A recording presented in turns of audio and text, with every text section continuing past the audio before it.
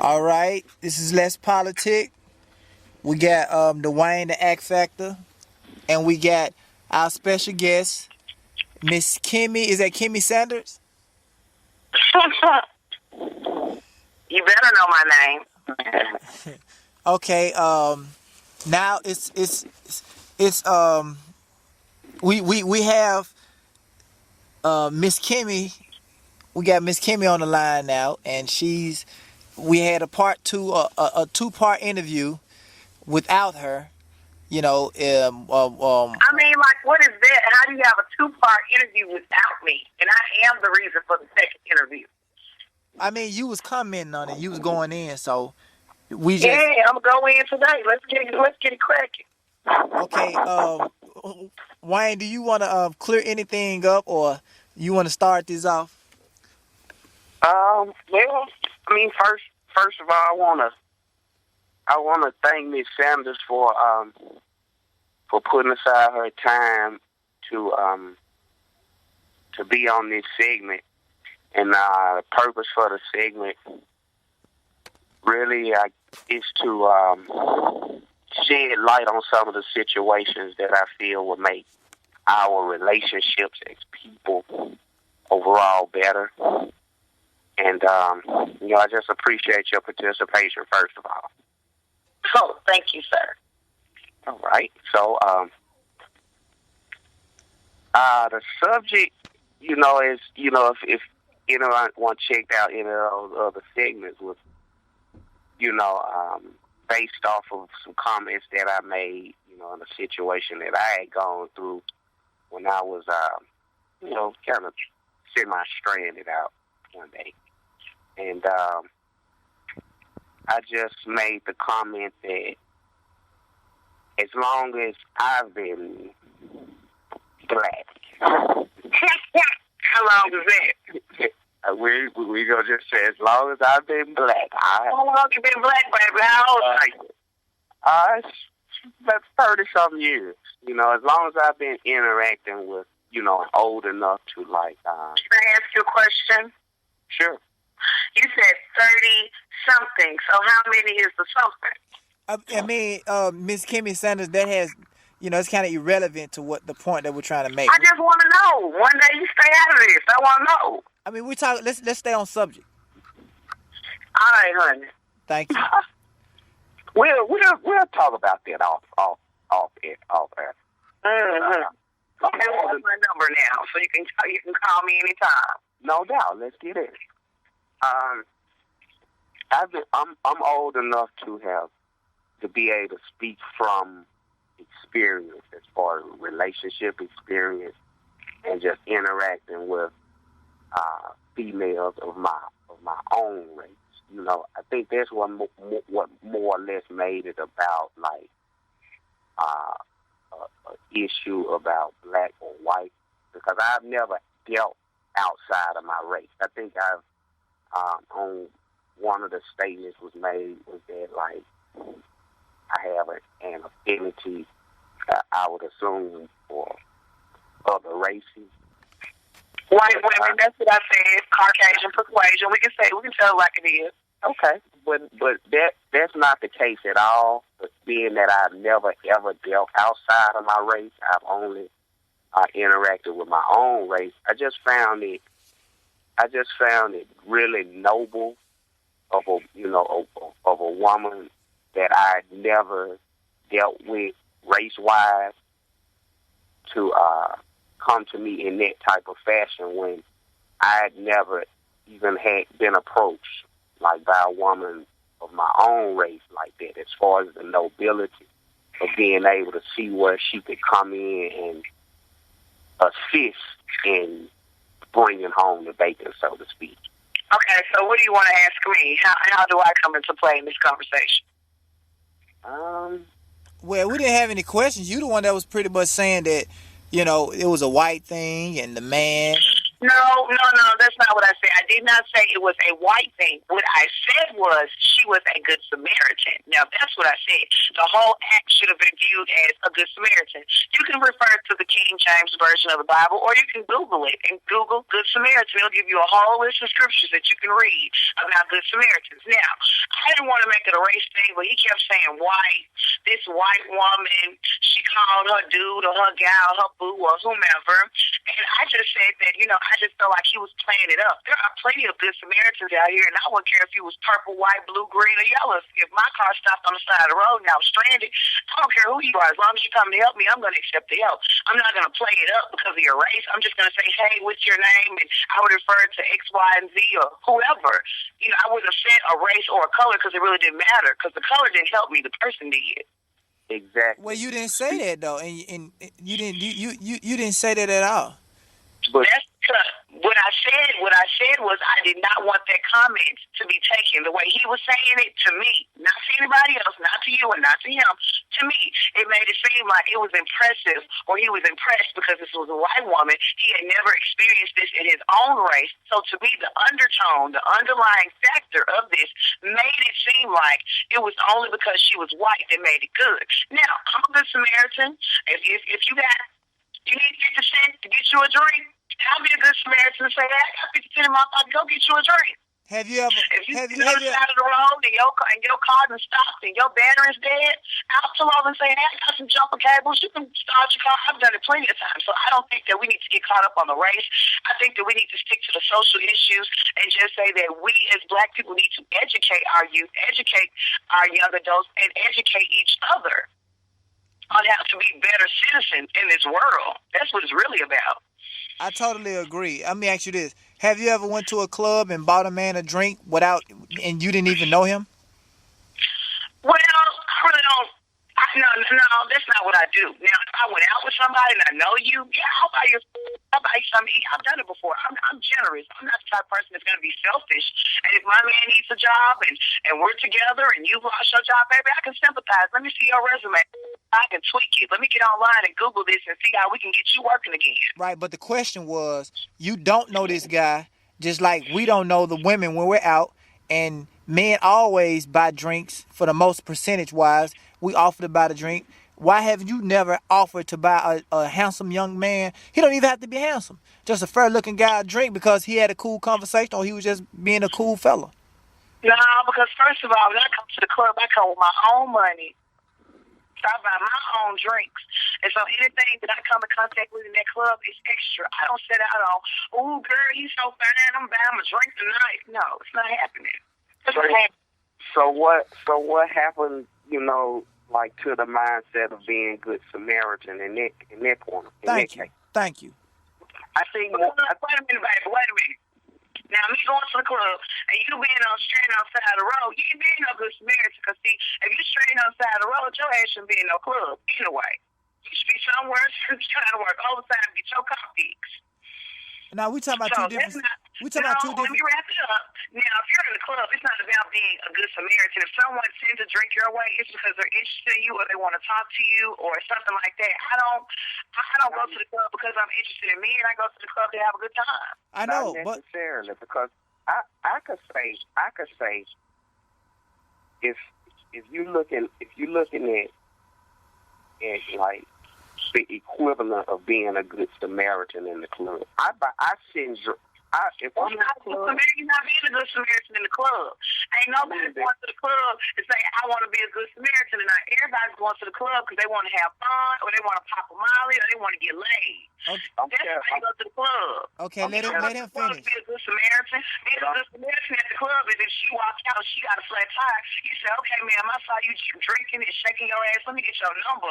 But in the meantime, let me get this tire iron out. Let me get this jack, and let me go ahead and take care of this for you and put your donut on your car so you can make it home safe. Man, be sure you call me and let me know that you made it home safe. Now, that's a good Samaritan. Now, being in the club and being on the street is two different things. Okay, let him finish. I'm just trying to kind of give you the equivalent of being that's not the equivalent. Being in the club and being on the street is not the equivalent of a good Samaritan. Now, if somebody's in the club, of being a good Samaritan in a club. I already know the case. I read the whole Bible. I know the case of a good Samaritan. If you let me finish. when I'm in a club, it's nice that I'm in a club that I just buy drinks and pass drinks out like wildfire with no intentions on trying to haul.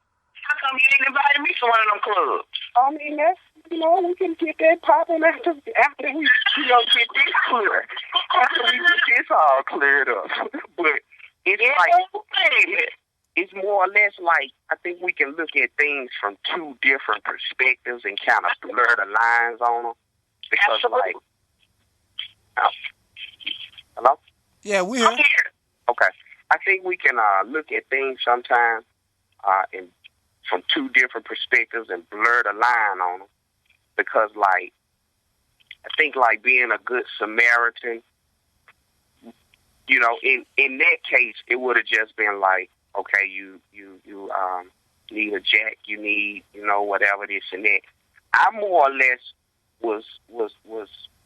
I was looking at it from the standpoint of her not necessarily only being a good Samaritan, but her having the insight to be able to see a situation where she could help and assist her household by not having that. I love that you said that. Right. See, that's I think the only disagreement we're having is looking at it from two different perspectives. Absolutely. So I'm looking at it more so from that perspective. So you're looking at it more so for networking purposes. Right. Like you were saying, she was able to see that there was a need, and her you needed your car fixed, and her boyfriend or husband was a mechanic, and so she did put in a good word for him while you were on the side of the road stranded. So yes, I can understand that. But wait a minute. But I will say that, okay, I give you that. Now, that's good. We on a good road. But what I'm saying is, I wouldn't categorize that as, because you kept saying, but this was a white woman, as if black women don't do that. Now, me, I have a huge network. I can make a phone call and, I know how to do it. We'll send you somewhere. But anyway, that's not the point. The point is, more people need to be educated to do that. And when you first go to college, they teach you how to network. When you go to your first class, you sit down in there, and the instructor says, okay, the first thing I want you to do is write your name down on a piece of paper, write your telephone number, and write your email address down, just in case if you're not here one day, so that you can get the assignments, because I'm not going to give it to you. Right. I'm going to give you my information, but it may take me 24 hours to get back to you. That's networking. But because you're in college, you think that the teacher gave you an assignment, so you're going to get an A on it. Okay, you never take that. You never take those networking skills outside of the college classroom. Now, me, I learned the lesson. I learned how to network. Social networking, being outside talking, being at a restaurant, gas station, wherever. I network. Okay, I still got this question lingering in my head. Why haven't you ever bought a guy a drink before? Why is that the problem one day? I mean, I just want to know because that's not what I do. That's not what I do. I told you, I go to the club with my own money. And I go there to have a good time. We do too. I'm busy talking and networking and getting phone numbers and email addresses. I ain't studying about buying nobody no drink. But we do too. We so come with our own money. So with that being said, I think that's kind of like the dilemma that we're facing, like breaking outside of the norm, what's supposed, how things are supposed to be. I see what you're saying. I think the walls that are built up around what we are supposed to do as black, and when I say black, I want to put that out there. That when I say us as black, I'm only speaking from their perspective because I don't know nothing else. I don't interact. I don't deal with no other races. That's what made it such an oddity to me, because I was looking at it like, damn, white women help their men out like this. Correct. What do we have to do to get our women to be? Now let me say this too. Hold on. Wait. Let me say this, DWAYNE Act Factor. I find this a cliche right here. Now, you said, well, I don't have a problem. I'm talking to Miss Kimmy. I don't have a problem with stopping and helping anybody that's stranded on the street, which is a black man or whatever. But you got a problem with getting a guy a drink that you could just possibly end up, jumping the broom with. But taking a chance, you don't have hold on. You don't have a problem with risking your life, because this could be a front, and you going over just like the white lady could have looked at it like, this is a front. I don't have to help this guy, but she done it. You know what I'm saying? So I'm pretty sure that she wouldn't have a problem with, if she ain't got a problem with helping helping him with his getting his ride, together or whatever, helping him get a ride or whatever. I'm pretty sure she wouldn't have a problem with buying him a drink. You know what I'm saying? Okay, Now I'm throwing a race card out there. Let me answer that. Now, what you said was this could be a front, as in, like you're saying, somebody could walk over and they could get robbed, right? Correct. Okay, so just the same as you're pressing the issue about buying a drink. Like I said, I don't buy men drinks. That's not what I do. Now, if we're dating and we're talking and, we've been talking for some time and we're going towards a commitment, yeah, we can go out. I'll buy you lunch. Sometimes you can buy me lunch. But you can help a stranger that might kill you. Wait. Let me get there, baby. Let me get there. Now, as far as going into the club and buying someone a drink, no, I'm not buying you no drink, baby. That's not what I came to do. Now, if you want to talk to me and say, hey, I'm in here, my dad's sick and he's in the hospital and so-and-so, and I probably can refer you because I have 5 years of medical experience. I probably can refer you to a renal nephrologist. I probably can refer you to a neurosurgeon. I probably can refer you to a cardiologist or a cardiovascular surgeon. I probably can do that. But as far as buying you a drink, no, not happening. Oh, but that same guy that can't get a drink, he can get help on the side of the road by you. Or from you? Certainly. And even in the club, if he's coming to me with the right attitude, he can get help from me in the club. Networking. But I'm not buying you any drinks. I didn't come to spend my money. That's crazy. I have a good time. That's crazy. I think that was, I think we're using that synopsis too loose, too loose. I'm looking at it, again, more so of the mindset. How do we program, quote unquote, how do we program our women to just be instinctively supportive of what we do? That's really what it was all about. Now we on the right page. White, black, really, her being white was really just kind of a sidebar. Race, really, it didn't matter if she was green, whatever. I was looking at it like, dang, green females doing this for their men? Well, we got to do it didn't really matter about us. I'm gonna clear that up for you. What I would say is most of the time what people do when they're dating in the wrong circle. Either you're out of your league or you're below your league. You're not where you're supposed to be. So a lot of times what we do is we date below our standards or beneath our standards because we're too scared of a challenge or we're too scared to really go into really growing and stepping out, like you said before, stepping outside the box. Now, me, I've dealt with that. I've dated people that I felt like I had more education, I made more money than them, and I had a bigger network than they did. But that didn't stop me from dating them. I dated them and talked to them and coached them and helped them, do a little better. I went on with my life and they dated somebody else. So, and I went on with my life, so that's not a problem. Anybody that comes in contact with me, I will help you. But buying drinks in the club, that's not going to happen. If you want to ask me where you can get a good birthday cake or where you can throw a good party, I can tell you that. Okay, well, I got a problem with it because if you can't buy me a drink and I know your heart and you won't give me a drink just because, well, I'm not going to open the door for you. Just because I know that you aren't going to do it and won't do it and you standing on it like I'm like no. I'm not going to get you a drink just because that's not what I do. So don't be mad at, you really can't judge the black man for saying, well, you know what? This white girl will do it. She'll take the time out. I'm not judging anyone. What did you call him? But what did you call him? I don't believe in going to the club and buying men drinks. That's not what women do. Okay, but what? Women go to the club, they look good, they polish themselves up, they look pretty, make sure they smell good, make sure they're educated. That's not what we're talking about. They work the room, they talk to the men that are businessmen, they talk to the men who want to talk, they don't talk to the wall clouds and standing up on the wall thinking somebody's supposed to go and grind and twerk on them all day. That's not going to happen. Okay. I didn't come to the club to buy you no drink. Okay. Again, baby, my name ain't T-Pain. I'm gonna buy you a drink. Okay, what did you call DWAYNE the Act Factor? What did she call you, Wayne? She called you a what? A few different things. I'm just saying about what was that? What was that word?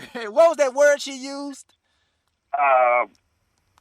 Well, about refer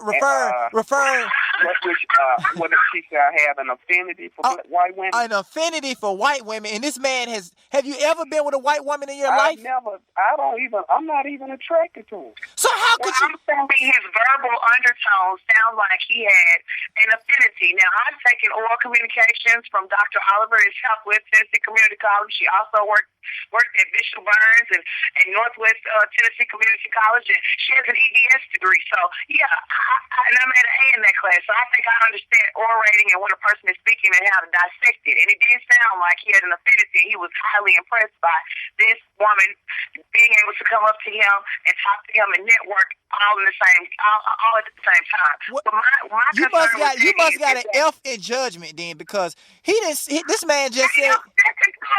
Judgment. Simply, I was only speaking from that standpoint simply because I didn't understand that species of woman, because I don't deal with it. And you know what? What we need to do is we need to get together, start hanging out, so that you can start moving into a class of women that's been waiting on some strong black men who are willing to accept help, willing to understand. We don't want to hang with you. You want to buy drinks. We might want to drink. And we're not hanging with you. We might want to drink. And guess what? We got to bring our own money. There ain't buying no drink. Well, you can't hang. You can't hang with us because we buy. T-Pain is not my name, and I ain't got no dreadlocks. So let me finish my statement.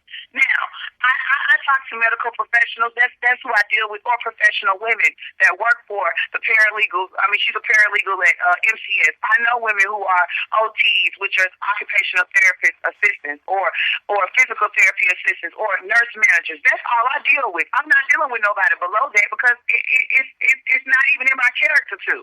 Okay. So all I'm saying is sometimes you have to change your circle so that you can gain the assets and the resources that you need. Now, programming is a different story. Now, to program someone, you have to start doing that from a child. Let me ask you this. So do you attend a church? Of course. Okay. Do you pay tithes? Plenty of them. You do. That's a yes, right? Plenty of them. Tithes, offerings. But I pick up my old goods and Okay. So you say you pay. I'm asking, do you pay 10% or do you just give off from your heart? Now, what I'm going to say is that depends on the church, but my church requires 10% and plus a free will offering and a seed offering. Okay. Have they bought you any drinks? No, they don't buy me drinks, but when I was a kid, I ain't gonna talk about no drinks because I'm not concerned about alcohol. But when I was a kid, they did, as far as Christmas time, you came to church and you got a Christmas gift. You came to church, you picked up an envelope. Okay. So you go to church every Sunday, right? Now, I'm not going to say I go to church every Sunday because sometimes I have engagements where I cannot go to church. Okay, so you have been to that church, whatever. So out of one day out of a year, they get you some toys, and you have been to church. How many weeks in a year? Like what, 50? What? It's 52 weeks in a year, but I've been going to that church since I was 15 years old, and I'm almost 30. So where are you going with this? So you have paid about, 10% or whatever your earnings is. We just say the bare minimum over $1,000, and they haven't bought you one drink. They bought you a toy. You know what I'm saying? And that's it. You know what I'm saying?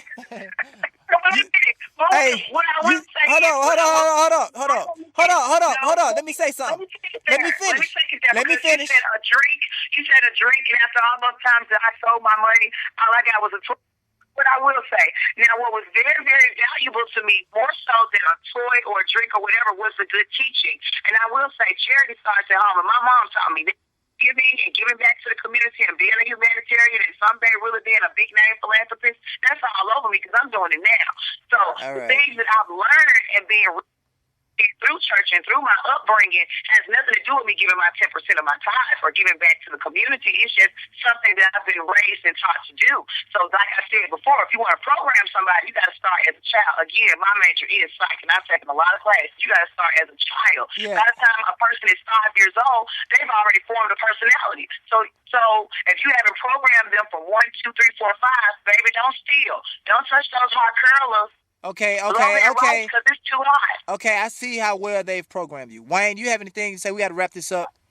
I see when you said charity starts at home. Again, it goes all the way back to really the question that was kind of, forced into my mind from this situation. How do we, as black, us, I've been black a long time. How do we form the kind of relationships that it takes for our women to not only expect certain things from us as men, and when I say that, I'm speaking on handling the financial situations and being a man. How do we as men get our women to be more supportive and assist us in that way? I'll answer that for you. First of all, like I said before, it's to change your circle. Change who you're dating. If you want to date someone who's making an X amount of dollars per year, then don't go to certain places because they're not going to be there. You have to go where they are. Well, I guess that we need to move out of this city to get drinks, huh, Wayne? One day he's trying to distract me, but he ain't gonna do it. He's not gonna do that.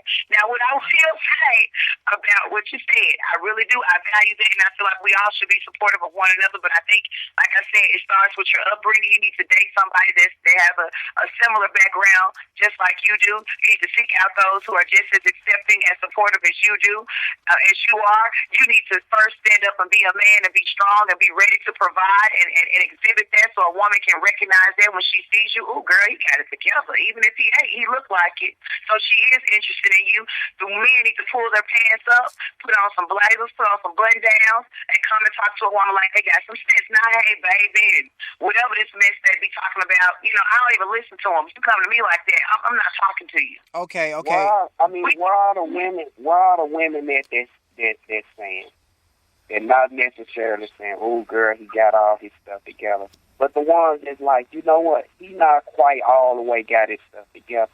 But I know that with me and what I would bring to the table, I could really turn him into a king. Thank you. I just told you. You have to change your circle. Y'all don't want to hang out with me, so you won't find them.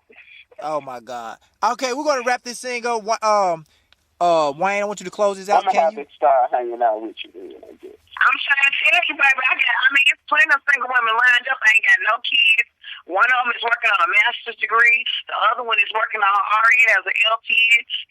Is running a medical facility. I'm trying to tell you, I was it, baby. That's willing to give. That's willing. I'm telling you, they are ready, willing, and able with no children, with careers, and still going to school. They are ready, willing, and able. No one is stepping up. The proper man is not stepping up and talking to them and saying, baby, this is what I need. And as for, I'm going to say for my case, I'm so helpful that even if you don't tell me what you need, I already know what you need on contact. And I'm trying to tell you, this is how you can do this. This is how you can do that. And I'm oftentimes pushed away. So, let me ask you a question.